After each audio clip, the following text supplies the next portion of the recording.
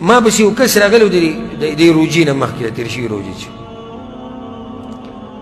او ما سره په ټلیفون باندې رابطه کړې او خپل حالات یې بیان کړي او څه مې جړل په ټلیفون باندې او بس ژوند مې تباه شو داسې وشو دغه وشو به هغه ته وایي ما له څه وظیفه هلته خلک وظیفو پسې ګرځي ما وظیفه دا ده چې ته صحیح دینداري شروع که مونځ او ده شروع که عقیده د توحید که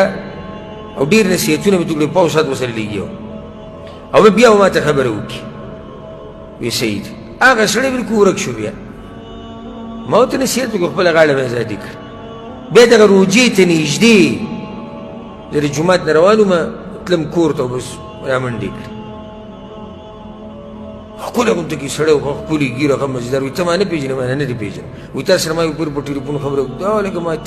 ما ته خو ښکلی دینداره سړی تا خو ما ته چې کومې قصې وکړې وایي دا خو د هغې نه بد داسې شوی یم ما ژوند دې اوس څنګه دی داسې اسمان ته لاسونه اوچته کړي وایي د بچیانو به څه ژوند وي داسې سکون داسې راحت ما ته میلاو شوی هغه غمونه ختم شوي دي هغه مسلې ختمې شوي دي چې کله یو انسان الله ته واپس شي الله له هر څه حل کوي ومن یتق الله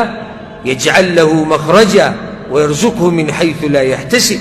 الله به درته لارې کوله وکړي غمونه مصیبتونه قرضې بیماریانې هر څه به دله الله برابر کړي بچي به دې الله نیکمله کړي په بچو به دې سترګې یخې شي په ښځو به دې سترګې یخې شي دینداره ملګري به دي په درنو مجلسونو کې به کښېنې پاسې نو دا درته د زړه نه مې نصیحت کوو د دې منذر ابن ساوا دا خبره مخې ته راغله ډېره قیمتي خبره ده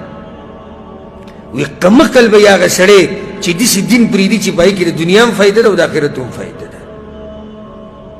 په دې دین کې دنیا هم ده آخرت پکې هم دی داسې ښایسته دین الله موږ له راکړی خو چې صرف د دنیا مقصد کو نو دنیا دې هم په لاس رانله او آخرت ته نه هم لاړ حدیث ما تاسو ته بیان کړی هم دی حدیث قدسی دی الله وی الله وی اے بنده اے د آدم بچیا که راواپس شوې ما ته